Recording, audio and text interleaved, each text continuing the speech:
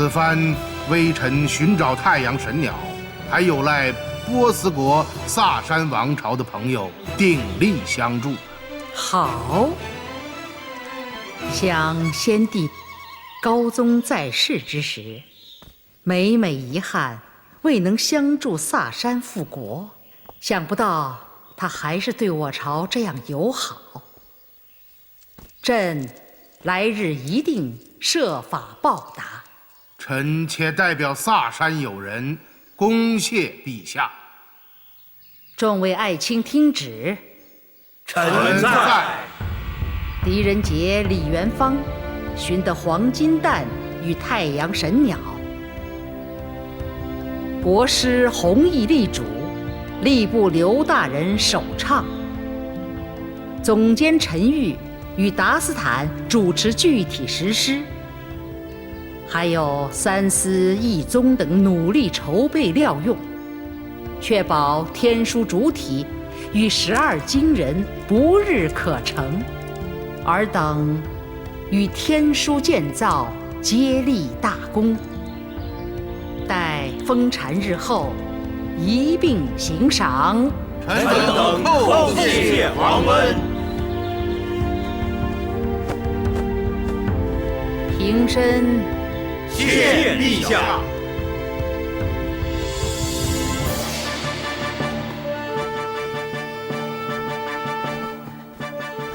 陛下，梁王武三思求见。宣。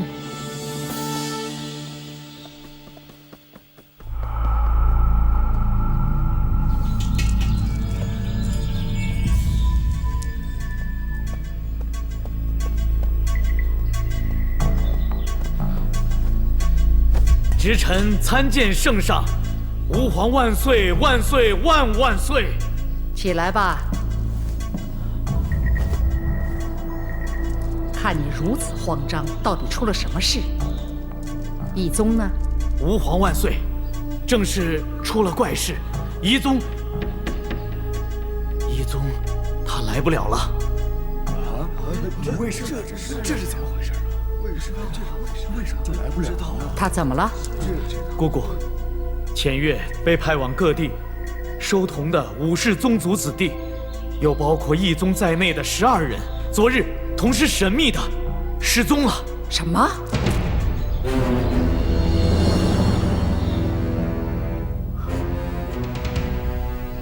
？12个大活人就这么失踪了？这怎么可能？直臣亦觉得甚为怪异，可就是遍寻不见，就此失踪了。那他们的家属亲随怎么说？有没有线索？有2位懿宗的亲随称，在他们失踪之前，都曾说过要前去南郊的西林禅寺进香，此后便没了消息。那梁王可曾搜查过西林禅寺？都搜查过了，可竟未发现任何踪迹，真是急死臣了。圣上，依臣之见，此事绝不寻常，臣就此请命前往调查。你去，最为稳妥，要快。臣遵旨。大人，您今天这是怎么了？明明诸多线索都指向这西林禅寺，您正好可以顺藤摸瓜，兴许还能网上大鱼呢。为何您一反常态，如此轻易的就放弃了？卑职实在是有些不明白。元芳啊，欲擒故纵，你总该明白吧？放弃，有的时候在不得已的情况下，也是一种明智的选择呀。可是，皇帝他会怎么想呢？这12名武氏子弟可是他老人家的亲族，他能轻易的放过您吗？卑职真是担心呢。你还是不了解陛下呀。哦，听大人的口气，莫非经过了陛下的默许？不可说，不可说呀。不过有一点我可以告诉你，陛下是一个做大事的人。虽然他招致了种种的非议、谩骂，乃至于背叛，但是作为一个女人，她管理我大周是当之无愧的。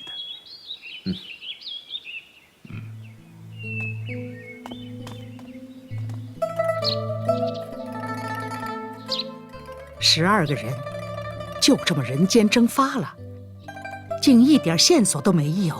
陛下，唯一能确定的就是他们的确曾经去过西林禅寺。他们聚集在那里做什么？这臣一时也想不明白。不日便是神机天数的封禅盛典，姿势体大，不容耽搁。寻人的事稍后再议吧。你先下去吧。臣遵旨。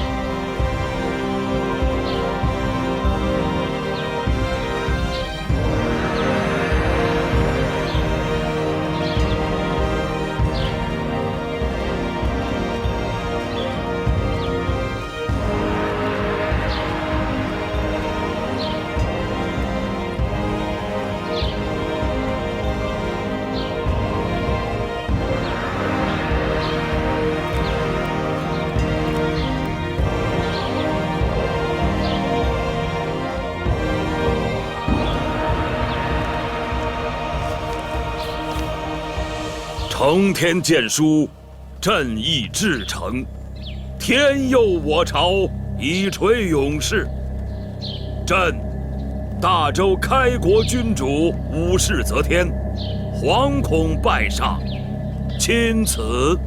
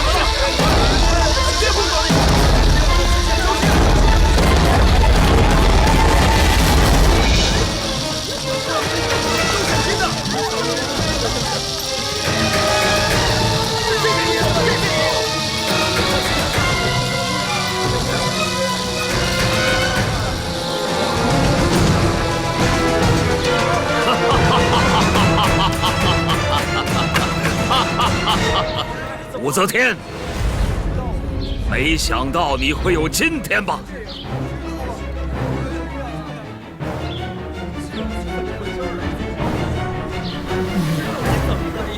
你是谁？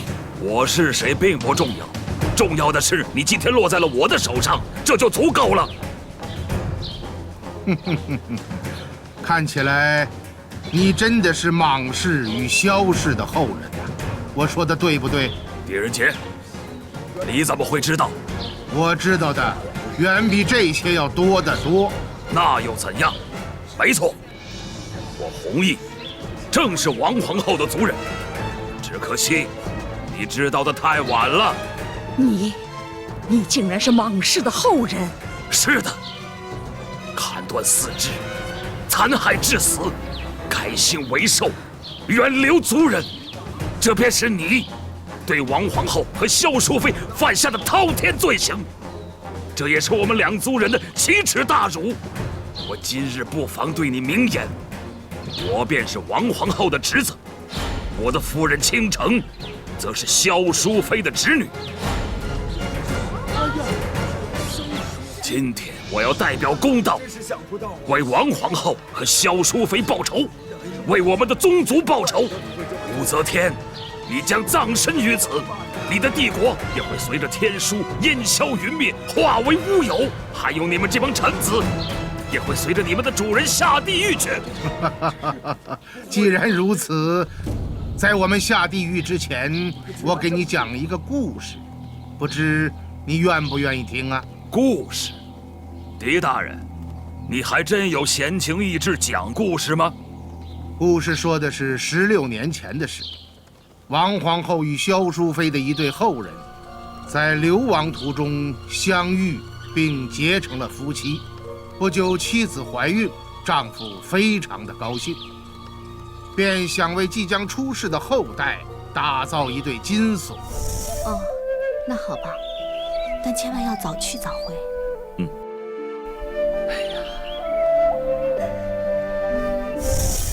他听说有一处黄金谷，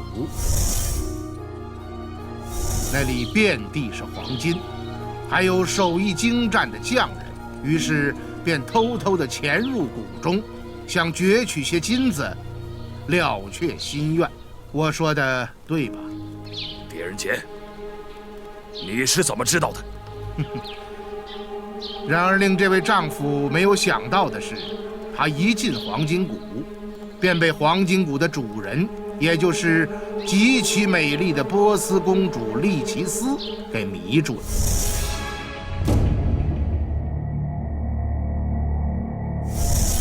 忘记了尘世的妻子，直到他遇见了另一位同病相怜的男人沈不一。从沈不一那里，他得知了一个惊人的秘密，那便是利奇斯与他的弟弟伊涅施的身世。狄仁杰，你怎么连这个都知道？别急，听我慢慢的道来。要说这一对姐弟，原来却是波斯萨珊朝王子贝鲁斯的一对子女。因当年随父王前来向高宗皇帝起源攻打大食未果，父王在中途郁郁而终，临死为他们留下了象征希望与幸福的太阳鸟。这黄金谷便是老王子发现并留给这姐弟俩借以流亡谋生的隐身之地。狄仁杰不愧是狄仁杰，竟然连一族落魄的身世都能够调查得如此明白。可这对你有什么用呢？我们两个又不是他们两个。放心，我这就要说到你了。那便是这个关于身世的秘密，勾起了这位丈夫对自己身世与家族遭遇的无比感慨。于是，一个似乎天衣无缝的复仇计划，便在他的脑海中渐渐地萌生了。他将与自己有着同样复仇情怀，却又年少无知的伊涅施王子诱骗出谷，于一处秘密之所将其养育成人，以备大用。哼哼，竟然还沾了点边儿，不愧是神探。你接着往下说。遗憾的是，这位丈夫的行为很快就被王子的姐姐利奇斯发现了。为报复他拐走自己的弟弟，利奇斯公主凌厉反击，劫走了那位丈夫的妻子，以及他们双胞胎婴儿中的一个。狄仁杰，我问你，你是如何知道这些的？我不但知道这些，而且我还知道16年之后，这位丈夫利用伊涅氏王子的复仇志向与黄金谷点石成金的传说，诱惑一些武士宗族的不成子弟，表面与他们结成同盟，用迷信与邪说蛊惑他们信奉所谓的圣池灵，操纵这群不逞之徒阴谋造反，几乎抢班夺权。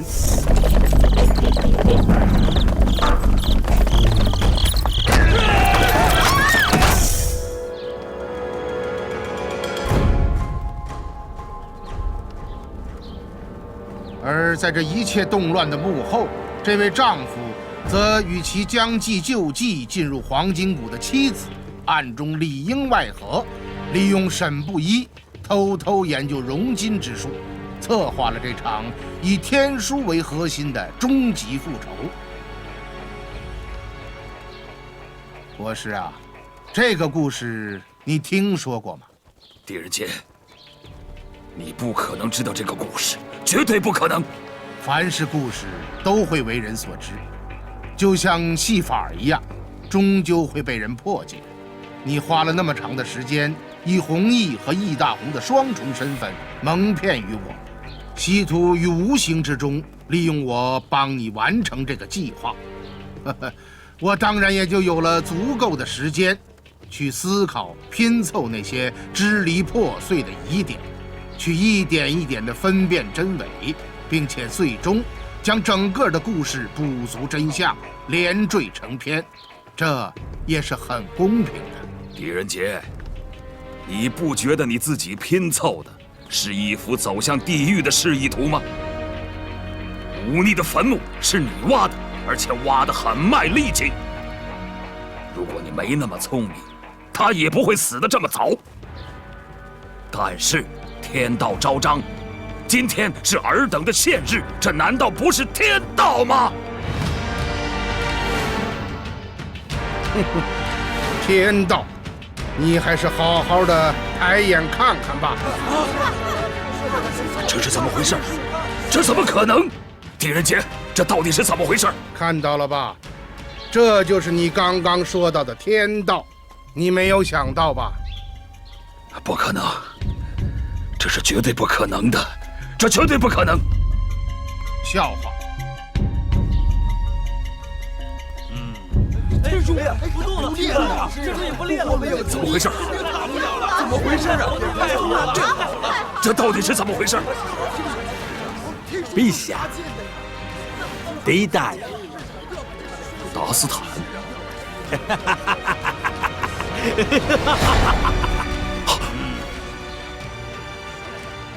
李望风，正是贫道。怎么是你？你不是已经作画了吗？无量天尊，那金蝉脱壳之法乃是我师门绝技，只怪你学艺不精，被我过早识破。事到如今，就不要再执迷不悟了。不，我一定要知道，狄仁杰，这到底是怎么回事？那就让我慢慢的跟你说吧。还记得我们的阳明宫之行吗？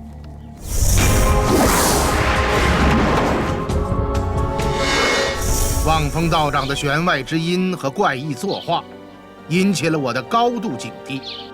果不其然，在我们离开阳明宫的时候，怪事便紧接着就发生了。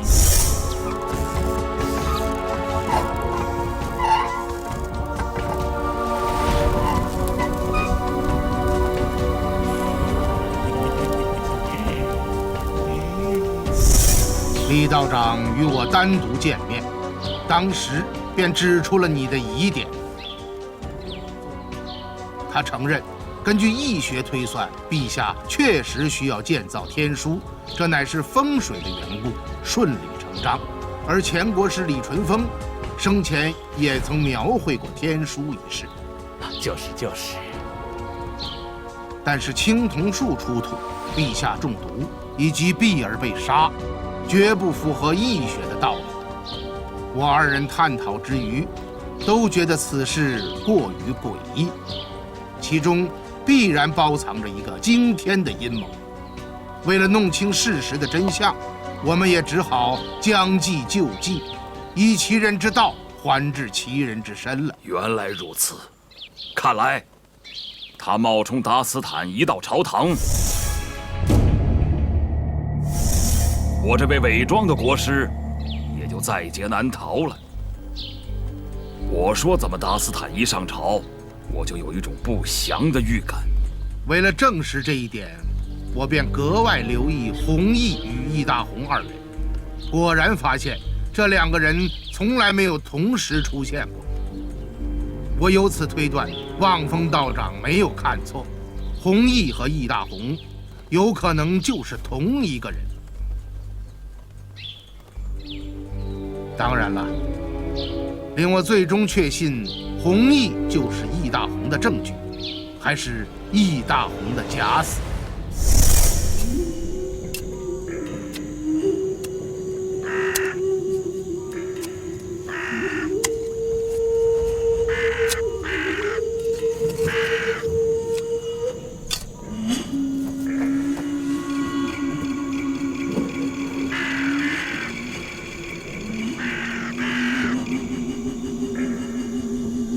坟墓中易大红的尸体不见了，令我确信易大红的自杀乃是假死，因为你马上就要用到弘毅这个身份，这也许是你最后一次扮演弘毅。不管成功与否，你的弘毅生涯都该结束了。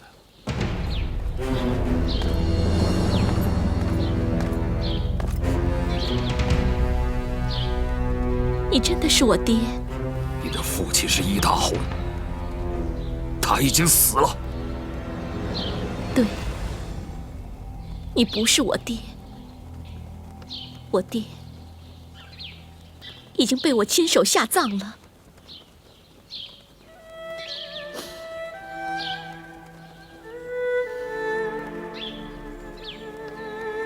确定了你和易大红实为一人之后，很多看似不合理的现象也就自然有序地编织了起来。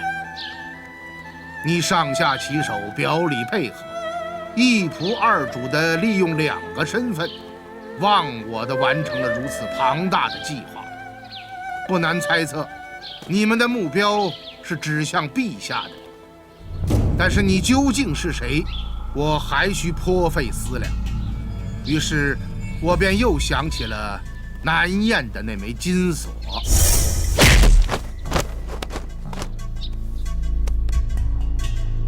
龙和凤乃是王族贵胄的标志与象征，砍去龙角凤头，暗示了莽氏与萧氏的家族遭遇，也成为了你们自怜身世的隐晦写照。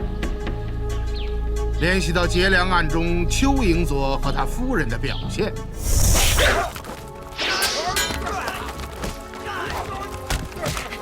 行刺忤逆的女刺客正是我的夫人，我与她均是被忤逆残害的忠良后代。我由此断定，这一切的动乱，其暗中定有莽氏后人的驱使。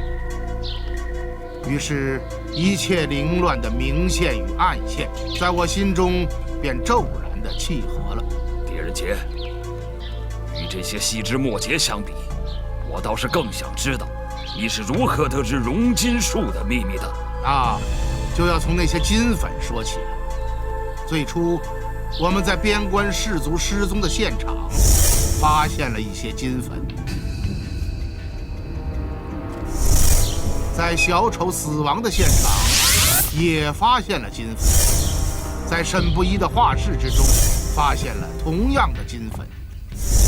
但是最终引起我严重关注的，还是交通杀人案中那位假县令死前发生的那一幕。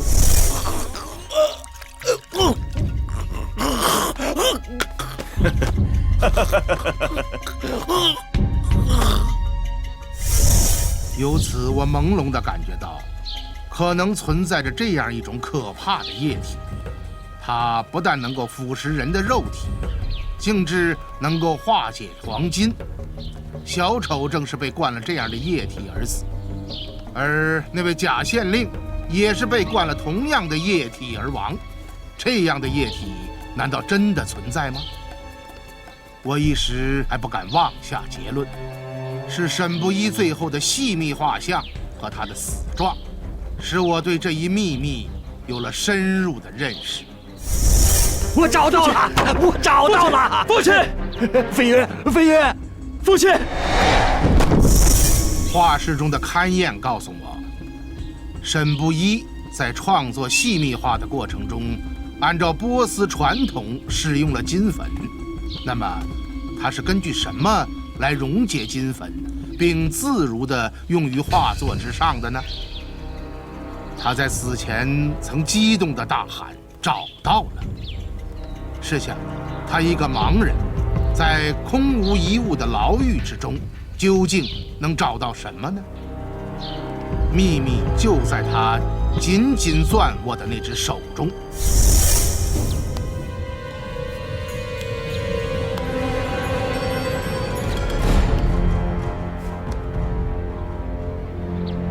就是普通的食盐。没错，他找到的东西就是食盐。但是这食盐又可以做什么呢？我从黄金谷出来之后，便私下向李道长请教了此事。我二人用明矾、硝石与食盐等多次实验，终于也调配出了能够溶解黄金的液体。由此，所有案发现场发现的金粉，也便都得到了合理的解释。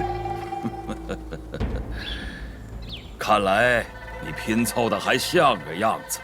你说错了，这不是拼凑，而是依据事实的逻辑拼接。我且问你，玉门三镇的3000官兵，也正是被这个奇迹所震惊，以为这就是炼金术，才会死心塌地地抛下一切，人间蒸发的吧？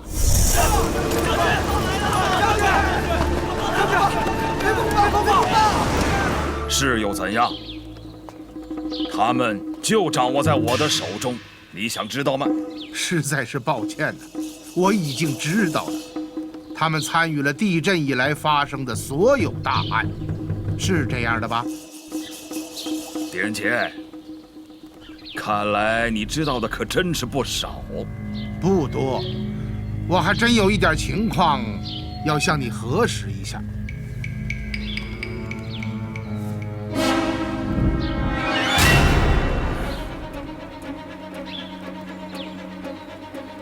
其实你们袭击陈家堡，声称要抓捕狄仁杰，拯救陛下，其实都是假的，而是借此来掩护暗中大批的运走酒窖中藏匿的神水才是真的。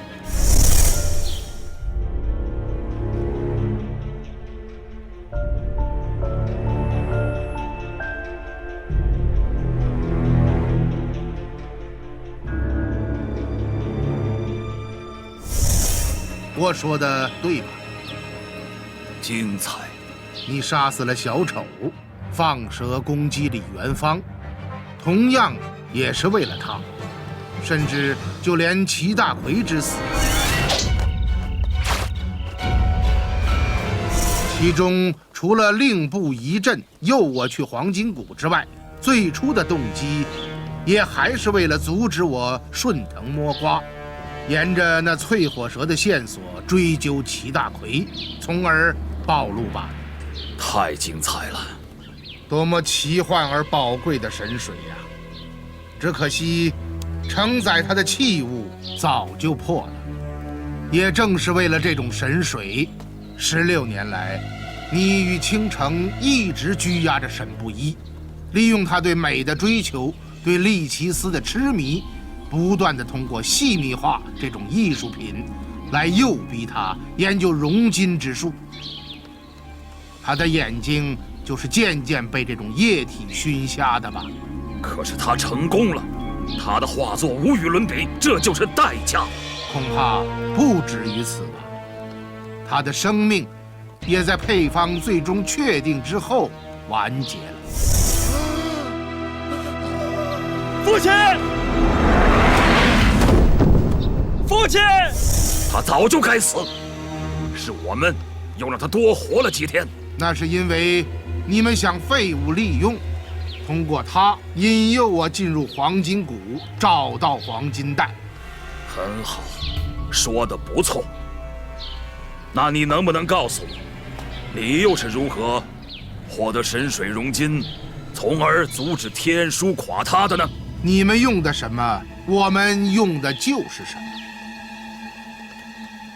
啊，这是猴，这东西叫玻璃，你不会不知道。你们唯一不知道的就是我们对此物的掌握。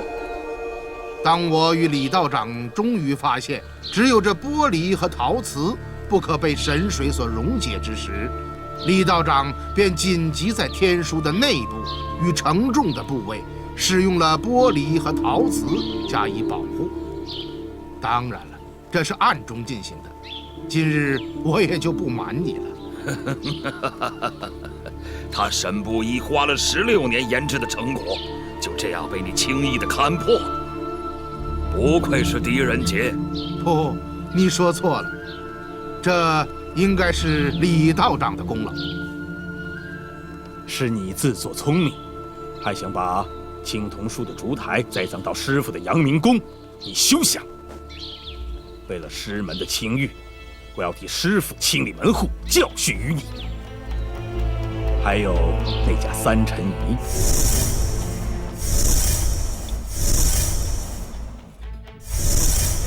时至今日，你总该明白，你德行不济，范为所用了吧？你们以为陛下建造天书肯定会耗尽国力，民怨四起，为你们振臂一呼的反叛制造环境土壤吗？那你们就大错特错了。朝廷也正是利用了你们的错觉，将计就计，引诱你们一步步地走到了今天。当然，你们也坑害了一个可怜之人，那就是萨珊王朝的伊涅什王子，也就是始终隐藏在我们身边的谍者，公子沈飞云。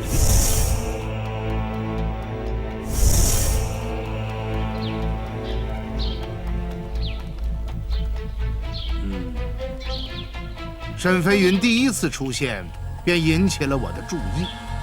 只是当时的怀疑集中地指向了陈玉陈总监，故而未及细想此事。直到那日在黄金谷地下牢房，我不但发现了沈不一手中紧攥着的食盐，而且他的死状令我重又对沈飞云产生了警惕。既然沈飞云一直在寻找父亲，既然父子已经相逢对面，沈不一为何还会一直在问飞云走了没有呢？这难道不是很奇怪吗？此时我忽然想起初到沈府时的情景，那只飞走的苍蝇令我发现了青铜器上的血迹，证明在我们来到之前，厅堂中发生过血案。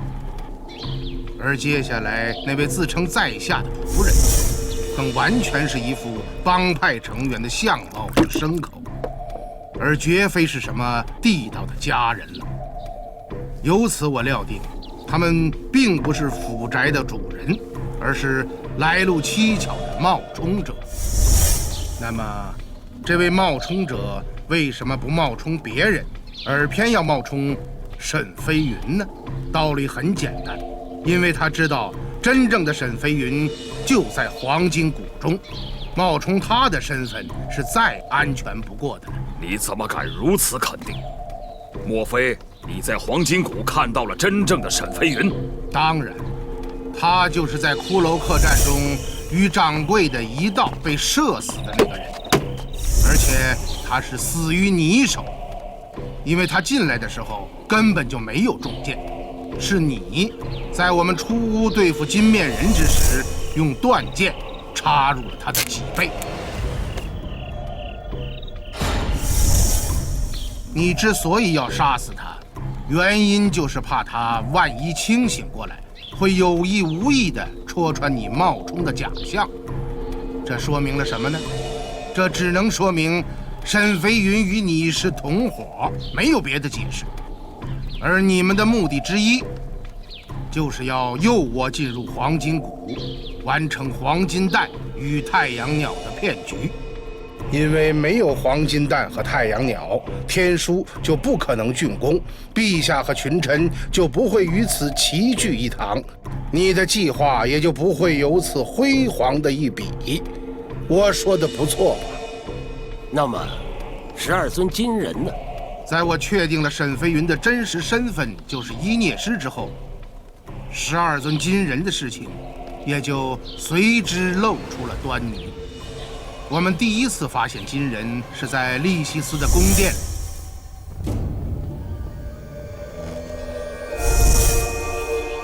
倾城曾经告诉我，利奇斯公主因为美貌，迷惑了很多异想天开的男人，进入黄金谷，自愿充当其奴仆，为她淘金，死后便被铸成金人。伊涅师本来对此看不惯，但是经过你的挑拨，反而热衷起金人的铸造来。这是后话，我一会儿再说。那么你又如何认定沈飞云便是伊涅师呢？语言。沈飞云在黄金谷中用胡语同利奇斯公主的对话，这段话当时我牢记在心，回来之后就请李望风道长做了翻译。联系到冒充者必须知晓沈飞云就在黄金谷中这个条件，于是我怀疑沈飞云的真实身份很有可能便是这位王子伊涅师。你猜的没错，伊涅师一心想复仇，但利奇斯却没有这个打算。于是，你便许下了为其复仇的誓言，引诱他帮助你们的计划，并且在南燕对沈飞云起疑之后，就将计就计，编造了一连串关于沈不一的谎言，在我面前上演了诱我进套的苦肉计，对吧？娘，儿子，娘，儿子，你去哪儿了？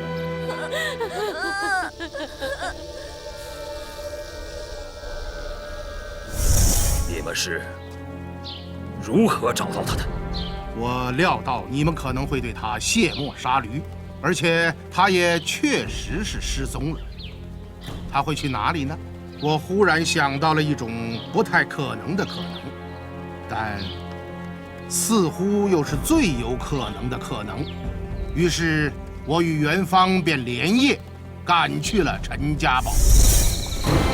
这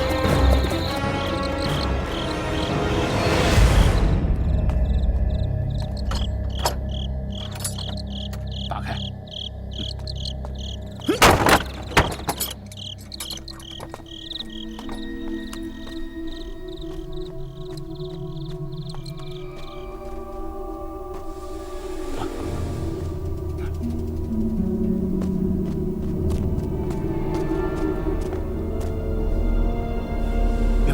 快给它解开！伊涅师的作用已经没有了，你便按下黑手，将他重伤，捆在了陈家堡的地窖之中等死。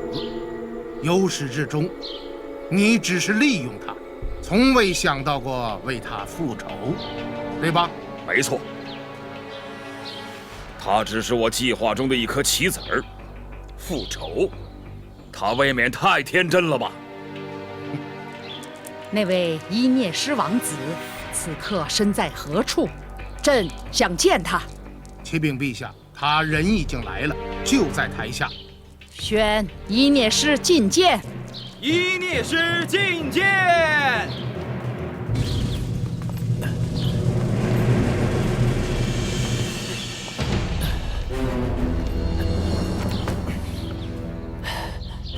拜见陛下。平身。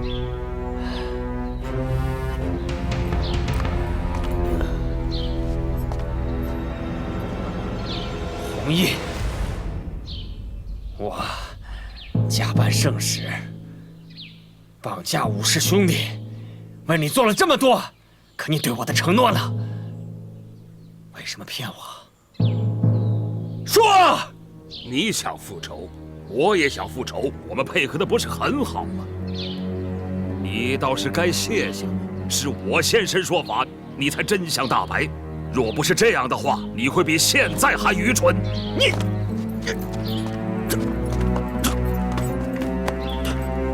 快扶他去休息吧。是是。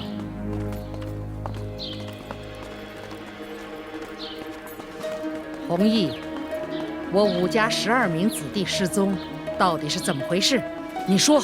他们已经为你尽忠了。什么？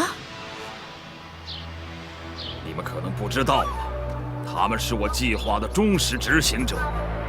也正是他们，在我引诱狄仁杰进入黄金谷之时，假借你的权势，染指天书的建造，用血肉之躯为你竖起这通天的丰碑。这难道不是在尽忠吗？你把他们怎么了？陛下，还是由我来向您禀报吧。准。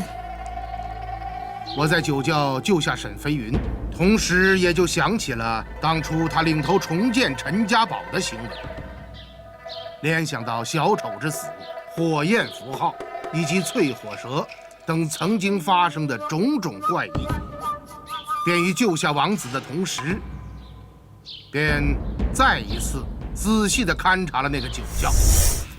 哎，等等，元芳，这是什么？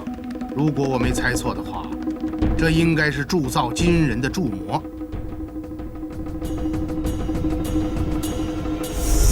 如果我猜测的不错，陈家堡的酒窖便是你们藏匿罪恶的秘密之所，对吗？臣狄仁杰向陛下请罪。爱卿何罪之有啊？臣未能破获那12名武士子弟失踪一案，依臣推想，他们恐怕已为逆贼所害，凶多吉少了。什么？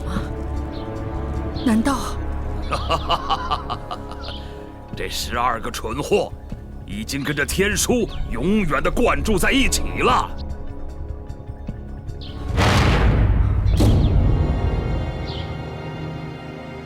爱卿无罪。接着讲。是，陛下。臣在此还要提起一个人，就是那个小丑。小丑？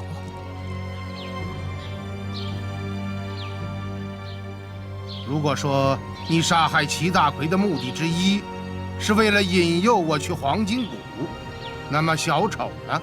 你不是已经知道了吗？那夜我在陈玉的酒窖偷取神水，竟然被他偶然发现，我也只好将其灭口。神水既然是你们自己研制的，为什么还要去偷呢？黄金谷是利奇斯的天下，神水炼金本就是他的手艺，我们不过是窃取成果而已。但利奇斯对神水控制很严，他命人将配好的神水运出谷外，秘密藏匿于陈家堡的酒窖之中，并派遣一名忠实的奴仆严加监管。我们虽然暗中控制了沈不疑的配方，却不可能掌握已经制好的神水成品，而且只能去偷，乃至发展到后来命武士子弟去抢。既然小丑无意撞破此中玄机，他便只能自认倒霉了。无意撞破，你就没有想过，他是在故意的监视你吗？故意监视我？你恐怕并不知道，那小丑曾帮助我们破解过邙山逆粮之谜。我们在邙山寻找失踪的粮食，在一筹莫展之时，便是这个小丑疯疯癫癫地骑着毛驴，给我们留下了重要的提示。这你不觉得有些遗憾吗？看来我杀他还是杀得太晚了。你是发现的太晚了吧？他一直在监视你的一举一动，并且把我们的目光也引向了你。你的那双手不但被火烧过，恐怕也被神水烧灼过吧？当然，这是我后来才渐渐想明白的。这，你不觉得也有些遗憾吗？可小丑呢？他究竟是什么人？我也一度疑惑这个小丑的身份，他到底是谁？为什么要帮助我？直到那天在黄金谷。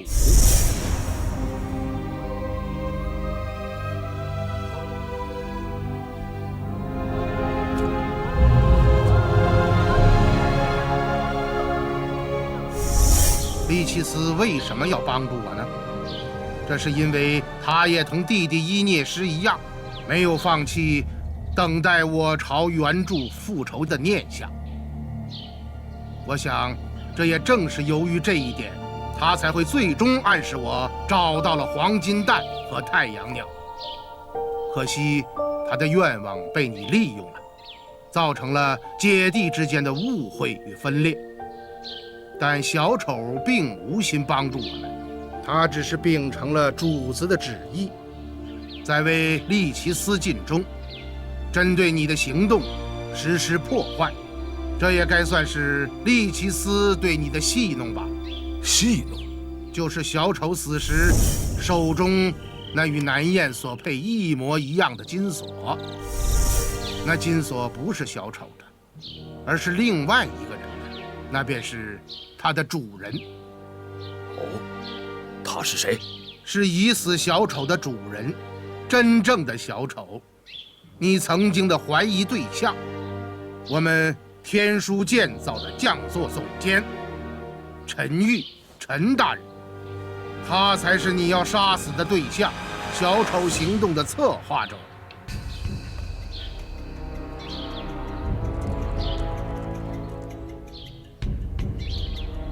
怎么样？当你曾经诬陷说是他杀死了小丑的时候，绝没有想到，你已经在不察之中开了一个破天荒的玩笑吧？这也算是小丑在天有灵，冥冥中又一次戏弄了你。又一次戏弄于我？对，因为他的死引起了陈玉极大的警惕，将贮藏于酒窖中的神水暗中勾兑了其他的成分，使之大部分失去了原有的威力。快点啊！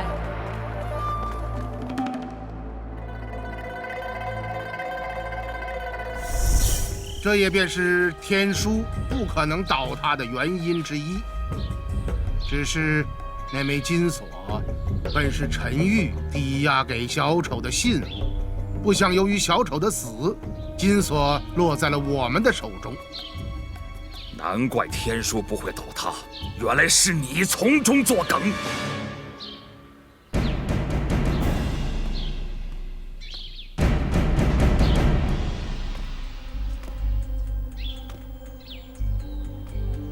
你想陷害黄金谷与利奇斯，我当然不会答应。所以，当你官复原职，调动武士子弟和边关逃兵，混迹天书工程，贮藏神水，企图实施破坏的时候，我便和望风道长将计就计，采取相应对策，也是在暗中一举瓦解了你的计划。你输定了。这难道不是天道对你的戏弄吗？狄大人，能否将那枚金锁还给我？我会给你的。然而，你知道它的来历吗？但是利奇斯知道，你的亲生父母也知道，因为这龙凤金锁本来就有2块，倾城当年怀的是双胞胎，而你陈玉便是与南燕一母双生的哥哥。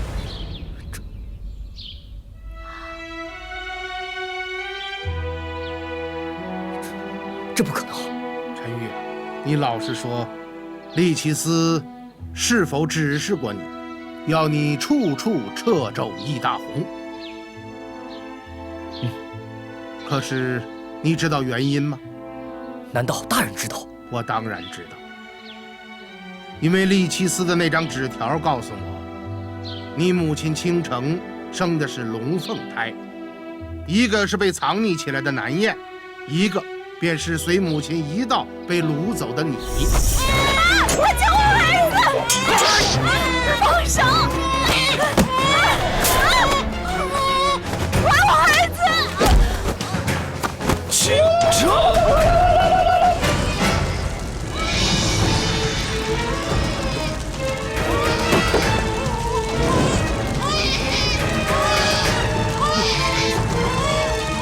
我的孩子，孩子，我的孩子。为了便于控制，他事后将你们母子隔离，在谷外将你单独养大。这一切恐怕你都不知道吧？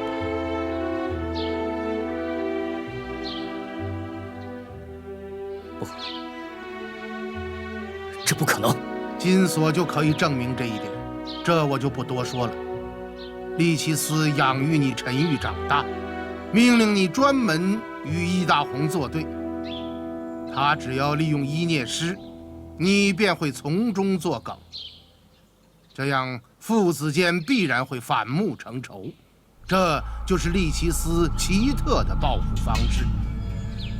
你母亲倾城说过，利奇斯的冷酷绝不亚于他的美貌。至此，这个看似离奇的故事便完全的拼合在一起了。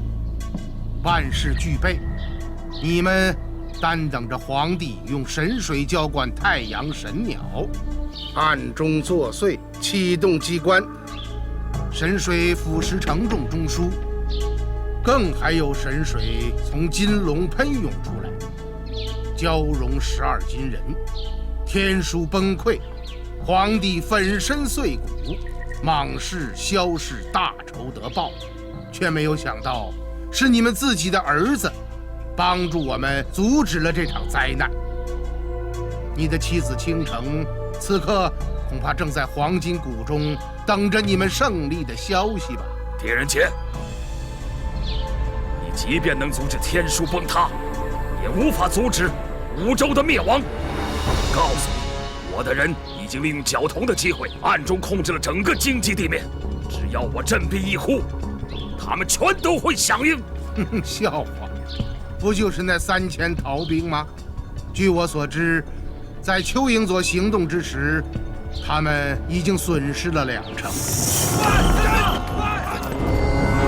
在吴景耀行动失败之后，又被瓦解了2成。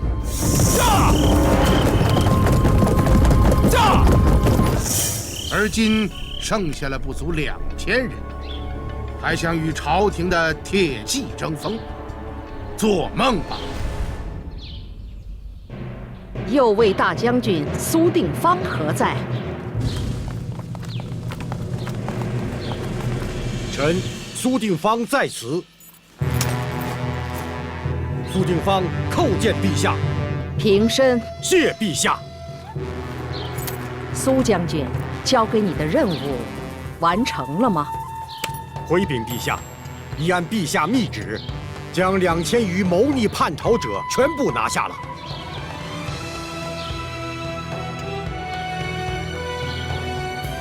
好，宣旨，明降礼炮。臣苏定方领旨。传皇上圣旨，祝贺天书建成，礼炮鸣响。万岁！万岁！万岁！吾皇万岁！万岁！万岁！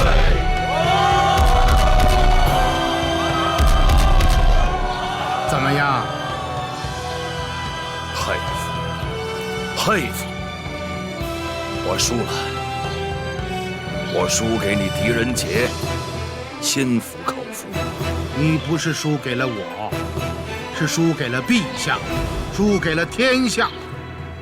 不过你的事情还没有完，狄仁杰，你还想干什么？弘毅啊，如果我猜的不错，你这位国师才是伪装的吧？易大红或者是金蝉，才是你真实的身份，他的容貌，也才是你的真容吧？你到底是人是鬼？我当然是人，而你敢当着陛下和所有大臣的面，将你黯然的假面揭去，露出你失败的真容吗？你休想！易大红已经死了，他死了。这我倒是能理解，我也真是很不愿意见到你又一次失败的那张脸。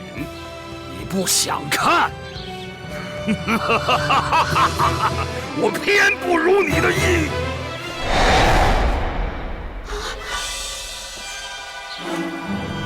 请你们记住这张脸，只要这张脸存在，你们永远不是胜利者。很好，你现在准备逃脱了吧？你，狄仁杰，你太可怕了。弘毅，你准备怎么逃脱？逃！我易大红既来之则安之，不知道什么叫逃。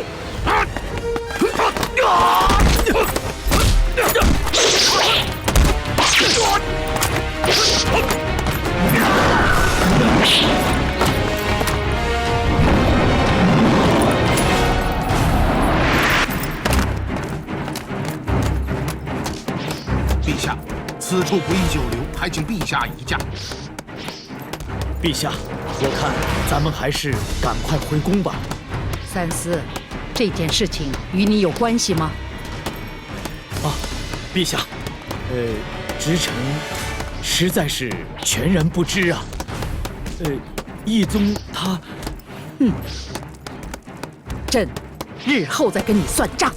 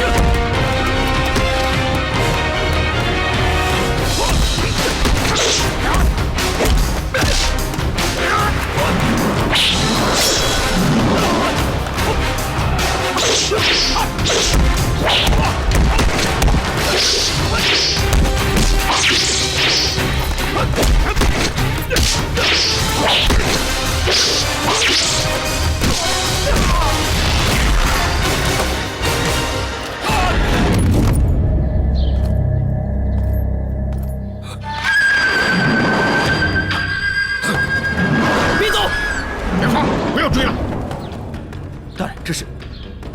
布好了天罗地网，还怕他跑了不成？倾城，倾城！你怎么这副样子？到底是怎么回事啊？倾城，我又输了，我到底该怎么办？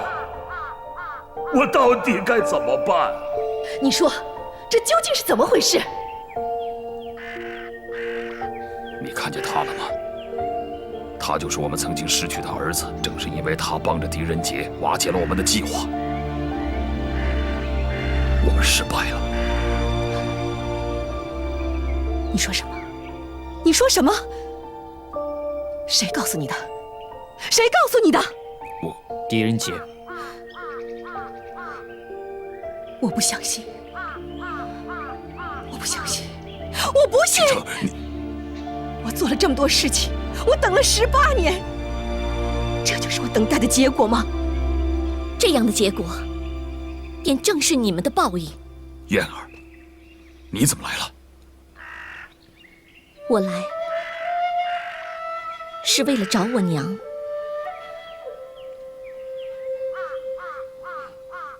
你没有娘，你从小就没有娘。你们两个都知道，我们都干了些什么。我们还有什么资格当你们的爹娘？他说的没错。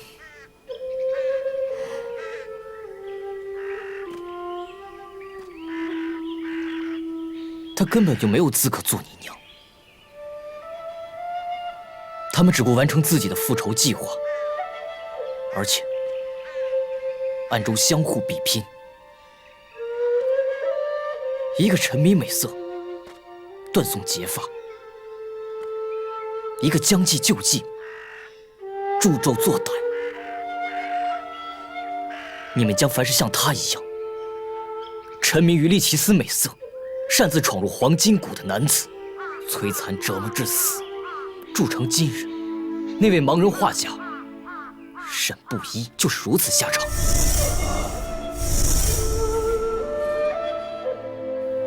这就是你们彼此的背叛与报应。那都是他们自己的选择，自愿去死又与我何干？那么骷髅客栈的掌柜与那名逃犯，也就是沈不一真正的儿子沈飞云，总是你和他配合杀死的吗？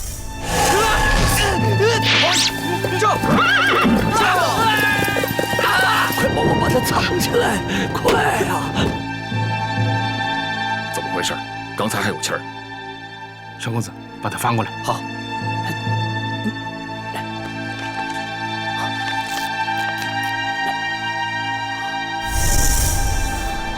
不，所有的人都是我杀的，与你娘没有关系。陈玉，你是怎么知道这一切的？当然是狄大人分析出来的。那你既然知道所有的真相，那你还来与我们相认？别误会，我不是来找你的。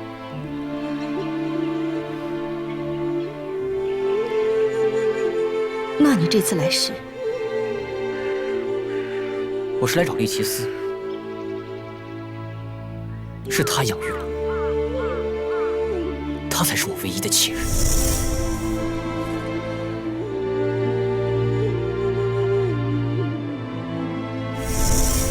你怎么能这么跟娘说话呢？她毕竟是我们的亲娘啊！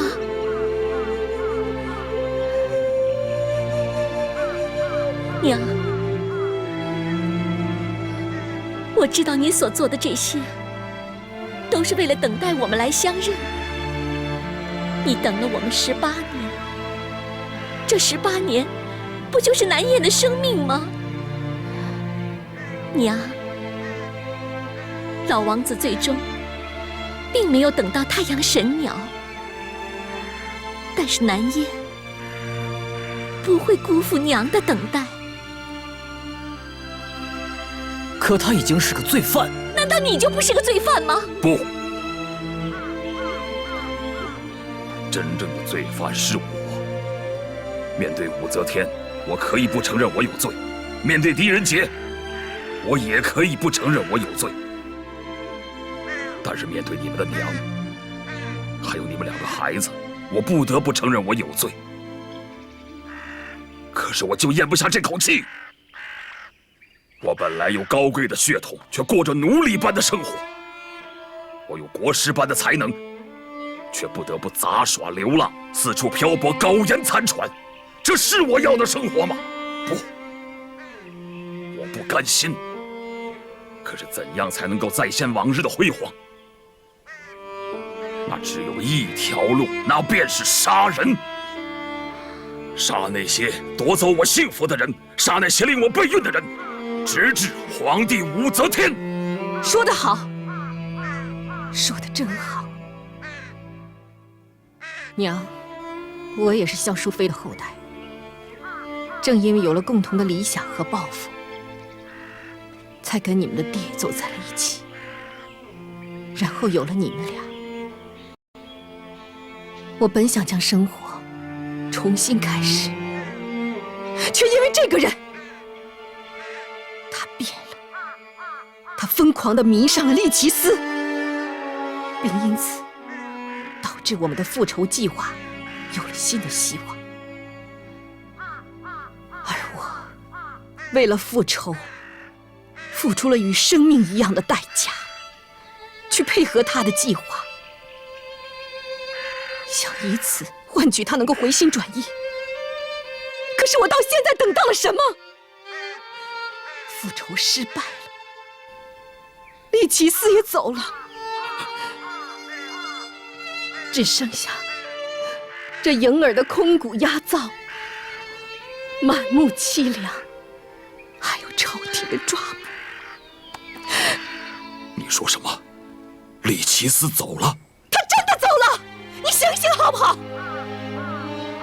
利奇斯，利奇斯，利奇斯！不可能，不可能！利奇斯不可能走，我绝对忠于他，崇拜他。为了他，我什么都可以去做。他不可能抛下我不管他，这不可能，不可能！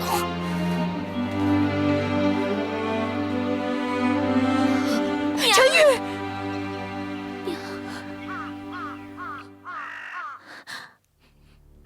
娘，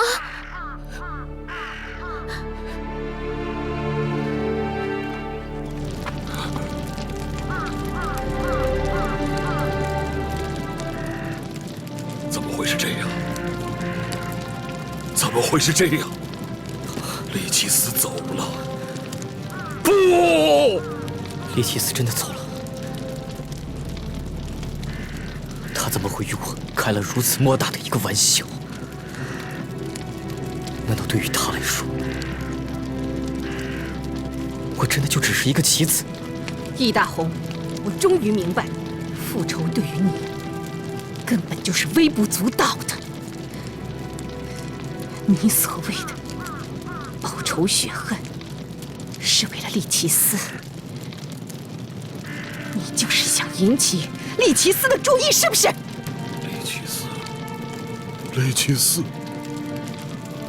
这就是利奇斯的答案。你确定他真的存在吗？这瑰丽的大门是不是一场梦啊？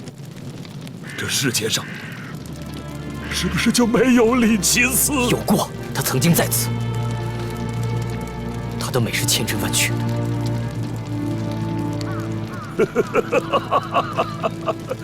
美与冷酷，美与复仇，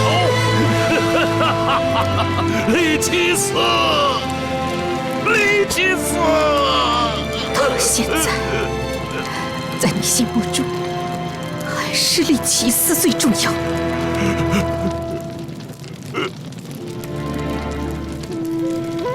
我要去找他，就算在天涯海角，我也要找到他。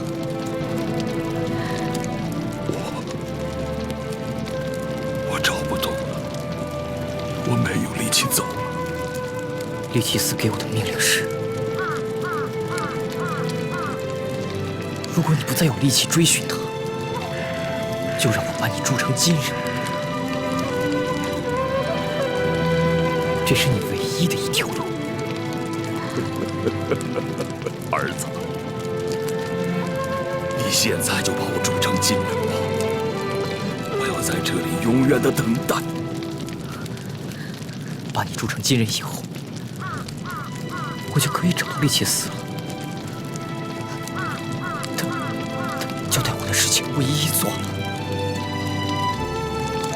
我要去找到他，哪怕要跑遍全天下，我也要找到他。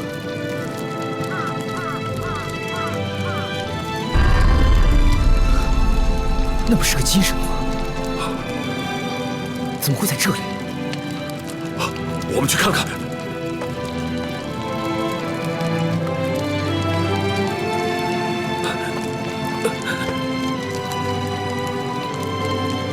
这是圣无一的金人，简直是太像了。没错，是他，真的是他。只要找到金人，就能找到利奇斯了。儿子，我实在太累，走不动了。你把我铸成金人吧。爹！我要永远的等待，等待他。疯了，疯了！父亲儿子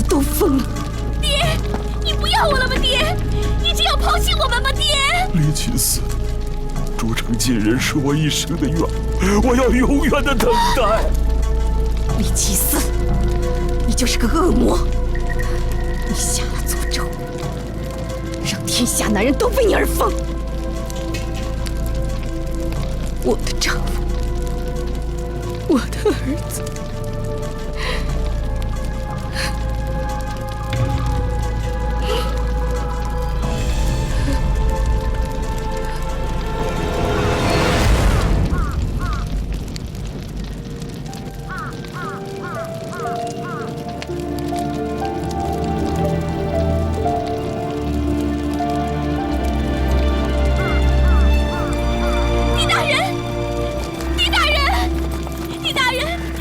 求求你救救我们全家吧，狄大人！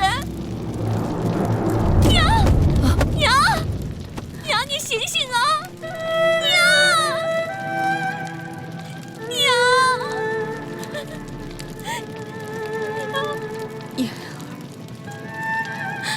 娘对不起你。好端端的一个家，娘走了之后。要保住自己，要跟狄大人和李将军他们在一起。娘，你不能走，你还有燕儿呢，我们2人好端端的一个家。燕儿。娘在最后一程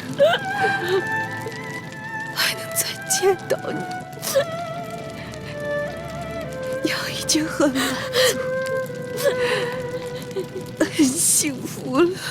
娘，你要跟狄大人和李将军他们在一起，他们才是你幸福的守护者。知道吗？娘，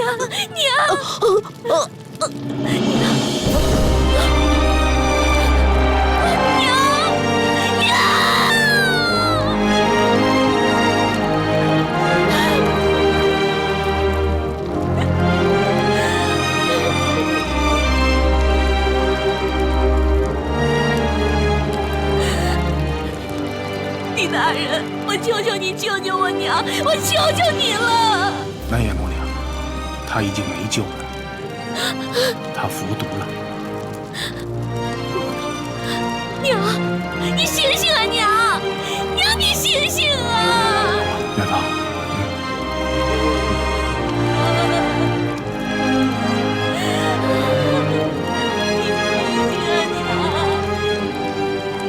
姐，顺便。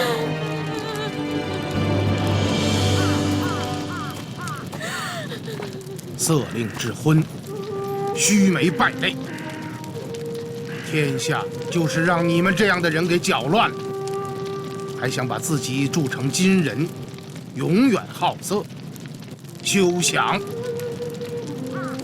来呀，把他们押下去。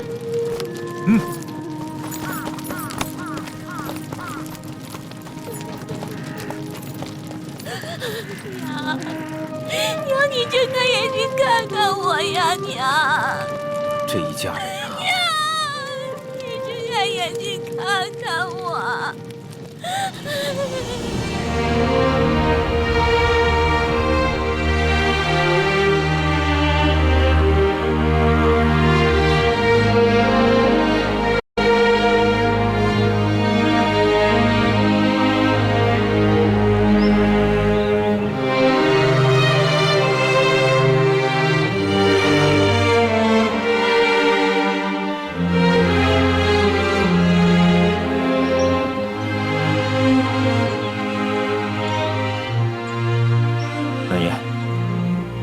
你真的决定一个人留在这里吗？李大哥，谢谢你这段时间对我的照顾，给你添了很多麻烦。傻丫头，何必说这种话呢？你父亲的事，有时候，你跟一个人相处了很久，却发现你一点也不了解他。我从小跟父亲生活在一起，可到头来却发现我一点也不了解他，甚至从未试着去了解他。在我的心中，只有一个丑陋而善良的父亲，我总是依赖着他。曾经，我们一起满世界去寻找我娘，可到头来，爹没有了，娘也没有了。我已经永远的失去了他们。不管愿不愿意，他们都丢下我自己去了。李大哥，但是到了现在，我依然相信太阳鸟的存在，相信我娘说的会有一个幸福的使者，而且相信他一定会来。我现在想自己生活一段时间，把那个曾经丢失的自己找回来。你能这样想，我很欣慰。李大哥，我会永远记得你对我说的话。无论经历多少背叛，我都会相信这世界上有善良的心、正直的心。这个世上有像你和狄大人这样的人在。南燕，如果你找到了自己，记得来看看狄大人，还有我。李大哥，你能不能实在的抱抱我？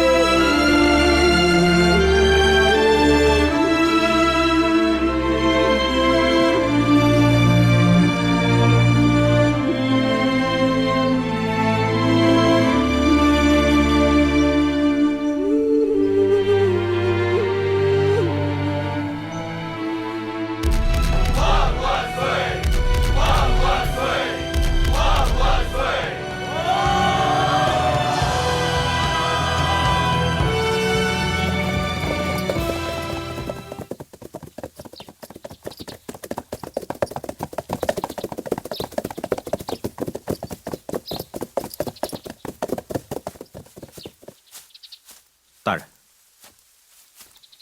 元芳啊，把南燕姑娘安排好了。南燕她说要寻找丢失的自己，我相信她能行，就提前回来了。哼，你这算不算是金蝉脱壳啊？大人，卑职有一事不明，不知当问不当问？问吧。卑职听闻道家有一种玄妙秘法，可以使修炼者有如金蝉脱壳、灵蛇蜕皮一般，返老还童。元芳啊，你要说什么？我想说的是，如果李望风不是李望风，而是返老还童的李淳风，那么李望风和李淳风本没有什么区别，就像你我还有南燕，也没有什么不同。人只要顺应自然，自然就会忘忧。这一点，南燕姑娘已经做到了。好，我们还是顺着李淳风来说吧。他有个极富才华的弟子，却因不肯顺应自然，而失了本心，最终引火自焚，下场极其凄惨。大人说的是国师弘毅，也就是易大红。易大红这个人城府极深，我说的是另外一个人，他姓沈。大人是说沈不一也是李淳风的弟子？望风道长告诉我，他是李淳风最喜爱的徒弟。易大红便是由他那里得知李淳风其人，而后拜入他的门下的。那李淳风曾经有个名号，叫圣痴灵。易大红这个人没什么才华，但是却很会到处借用，故弄玄虚。圣痴灵，痴灵者修炼长生，明天道之进退，随波逐流，从不逆势而动。那李淳风本是太宗老臣，自然不会赞同陛下登基，但时运所致，强行扭转，反倒不利天下苍生。当年李淳风从达斯坦处获得天书启示，其实也是为陛下弥补先天不足，以免乾坤震动。易大红师从于他，但他很早就发现易大红其人心怀异志，故而于自己脱壳之时，将其本真意念灌注望风道场，以观后世。这才是顺应天道的脱壳之法，生生不息，以至于无有穷尽。不然，似南燕这等可爱的女子生于世间，又有何用啊？卑职好像明白了。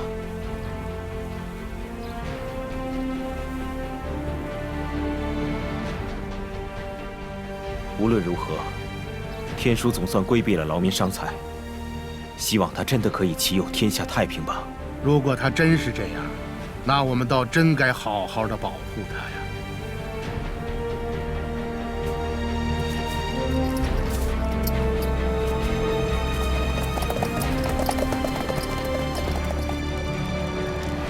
大人，您在想什么？